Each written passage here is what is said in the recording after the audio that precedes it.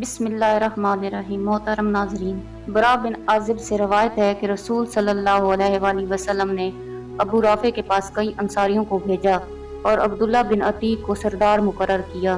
ابو رافع دشمن رسول تھا اور مخالفین رسول کی مدد کیا کرتا تھا۔ اس کا قلعہ حجاز میں تھا اور اس قلعے میں رہا کرتا تھا۔ جب یہ لوگ اس قلعے کے قریب پہنچے تو سورج ڈوب گیا تھا اور لوگ اپنے جانوروں کو شام ہونے کی وجہ سے واپس لا رہے تھے۔ عبداللہ بن عتیق نے کہا، تم یہیں ٹھہرو، میں جاتا ہوں اور دربان سے کوئی بہانہ کر کے اندر جانے کی کوشش کروں گا۔ ابن عتیق کہتے ہیں کہ میں گیا اور دربان کو ملنے کی تدبیر کر رہا تھا، اتنے میں قلعے والوں کا ایک گدھا گم ہو گیا اور وہ اسے روشنی لے کر تلاش کرنے نکلے۔ میں ڈرا کہیں مجھے پہچان نہ لے، لہٰذا میں نے اپنا سر چھپا لیا اور اس طرح بیٹھ گیا جس طرح کوئی رفع حاجت کے لیے بیٹھا ہے۔ اتنے میں دربان نے آواز دی کہ دروازہ بند کرنا ہے، جو اندر آنا چاہے آ جائے۔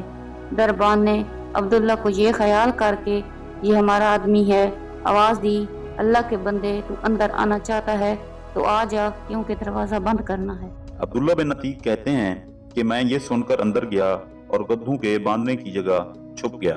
دربان نے دروازہ بند کر کے چابیاں ایک کیل میں لٹکا دی۔ جب دربان سو گیا تو میں نے اٹھ کر چابیاں اتار لی اور قلعہ کا دروازہ کھول دیا تاکہ بھاگنے میں آسانی ہو۔ ادھر ابو رافع کے پاس رات کو دستانیں ہوتی تھی۔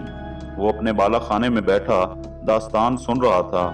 جب تمام داستان کہنے والے چلے گئے اور ابو رافع سو گیا تو میں بالا خانے پر چڑھا۔ جس دروازے سے داخل ہوتا تھا اس کو اندر سے بند کر لیتا تھا۔ اس سے میری غرض یہ تھی کہ اگر لوگوں کو میری خبر ہو بھی جائے تو ان کے پہنچنے تک میں ابو رافع کا کام تمام کر دوں۔ غرض میں ابو رافع تک پہنچا، وہ ایک اندھیرے کمرے میں اپنے بچوں کے ساتھ سو رہا تھا۔ میں اس جگہ کو اچھی طرح معلوم نہ کر سکا اور ابو رافع کہہ کر پکارا۔ اس نے کہا، کون ہے؟ میں نے آواز پر ہاتھ بڑھا کر تلوار ماری۔ میرا دل دھڑک رہا تھا مگر یہ وار خالی گیا اور وہ چلایا۔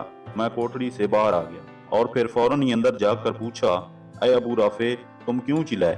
اس نے مجھے اپنا آدمی سمجھ کر کہا، تیری ماں تجھے روئے، ابھی مجھ پر کسی نے تلوار سے وار کیا۔ یہ سنتے ہی میں نے ایک ضرب لگائی۔ زخم اگرچہ گہرا لگا مگر مرا نہیں۔ اس کی بیوی بھاگی اور وہ چیخا۔ میں پھر آواز بدل کر مددگار کی حیثیت سے قریب گیا تو وہ چت پڑا تھا۔ میں نے تلوار پیٹھ پر رکھ کر زور سے دبا دی۔ ہڈیاں ٹوٹنے کی آوازیں سنی۔ تلوار چیختی ہوئی پیٹھ تک پہنچ گئی۔ اب مجھے یقین ہوا کہ وہ ہلاک ہو گیا ہے۔ پھر میں واپس لوٹا اور ایک ایک دروازہ کھولتا جاتا اور سیڑھیوں سے اترتا جاتا تھا۔ میں سمجھا زمین آ گئی۔ چاندنی رات تھی۔ میں گر پڑا، پنڈلی ٹوٹ گئی۔ میں نے امامہ سے پنڈلی کو باندھ لیا اور قلعہ سے باہر آ کر بیٹھ گیا اور دل میں طے کر لیا کہ اس وقت تک یہاں سے نہیں جاؤں گا جب تک اس کے مرنے کا یقین نہ ہو جائے۔ آخر صبح ہوئی، مرغ نے اذان دی اور قلعہ کے اوپر دیوار پر کھڑے ہو کر ایک آدمی نے کہا، لوگو، ابو رافع حجاز کا سوداگر مر گیا۔ میں یہ سنتے ہی اپنے ساتھیوں کی طرف چلا اور ان سے کہا کہ جلدی چلو، اللہ نے ابو رافع کو ہلاک کرا دیا۔ اس کے بعد ہم نے رسول صلی اللہ علیہ وآلہ وسلم کو آ کر خوشخبری سنائی۔ آپ نے میرے پیر کو دیکھا اور کہا کہ پنڈلی کو پھیلاؤ۔ میں نے پنڈلی کو پھیلایا تو آپ صلی اللہ علیہ وآلہ وسلم نے اپنے دست مبارک سے اپنا لب مبارک پھیر دیا۔ ایسا معلوم ہوا کہ اس پنڈلی کو کچھ ہوا ہی نہیں۔